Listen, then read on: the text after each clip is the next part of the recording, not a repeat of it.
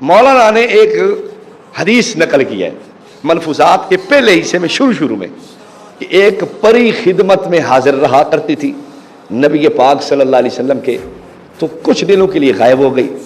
کچھ دنوں کے بعد آئی تو حضور نے پوچھا کدھر گئی تھی؟ اس نے کہا جی میرا ہندوستان میں رشتہ دار ہے اور میرا کنبہ قبیلہ ہے، تو وہاں ایک میرا رشتہ دار فوت ہو گیا تھا تو میں ادھر گئی تھی. اچھا حضرت رستے میں میں نے ایک بڑی عجیب بات دیکھی ہے. آپ صلی اللہ علیہ وسلم نے پوچھا کیا؟ کہنے لگی میں نے دیکھا کہ ابلیس ایک پہاڑ پہ نماز پڑھ رہا ہے.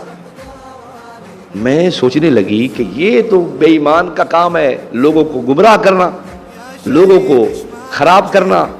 تو یہ ان کا جو ہے نا کیا کر رہی ہے، کیا کر رہا ہے؟ نماز پڑھ رہا ہے، دعا مانگ رہا ہے. تو میں چلی گئی. میں نے پوچھا تیرا کام تو یہ نہیں ہے؟ اس نے کہا بس جو ہونا تھا ہو گیا ہے، اب میں نماز بھی پڑھتا ہوں، اللہ سے توبہ طائب بھی ہوتا ہوں.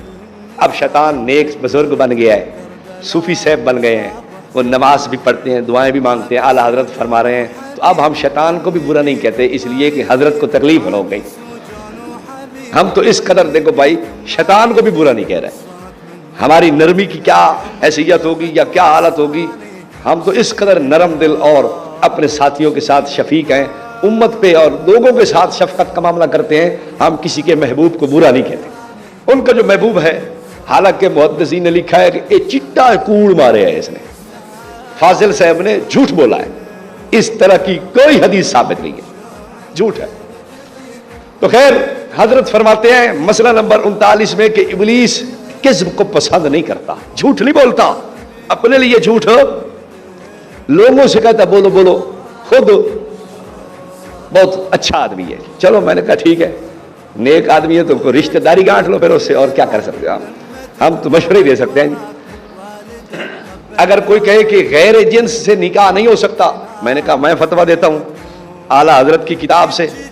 اعلیٰ حضرت نے لکھا ہے ملفوظات میں بھی اور احکام شریعت میں بھی کہ ان دیوبندیوں، وہابیوں، دیگر کئی فرقوں کو گن کے کہا ہے ان کا نکاح نہ کسی انسان سے ہو سکتا ہے نہ کسی حیوان سے ہو سکتا ہے،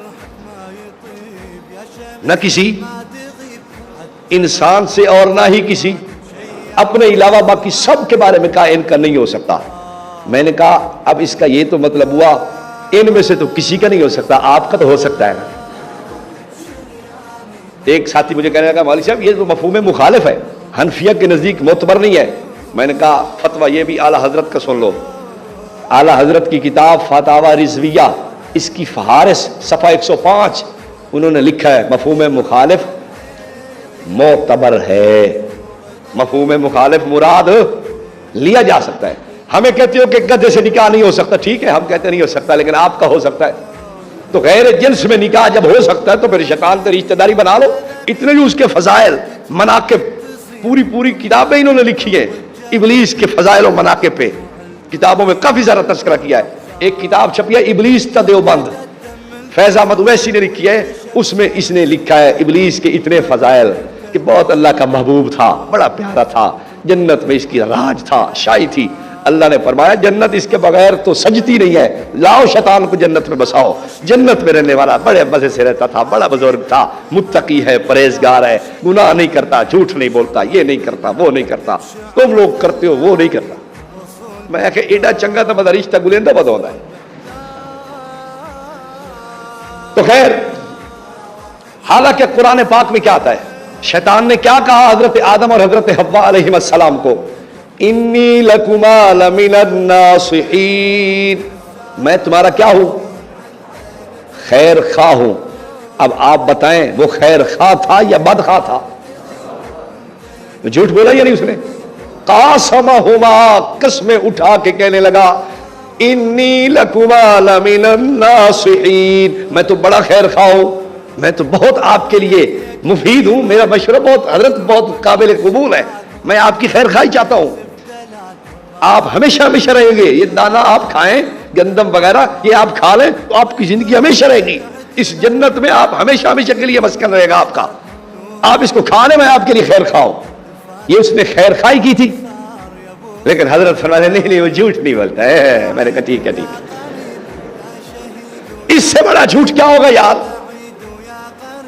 جو ہمارے باپ ہمارے جد اور حضرت آدم علیہ السلام سے جا کے جھوٹ بولے، اب بھی کوئی کہہ کہ نہیں جھوٹ نہیں بولتا.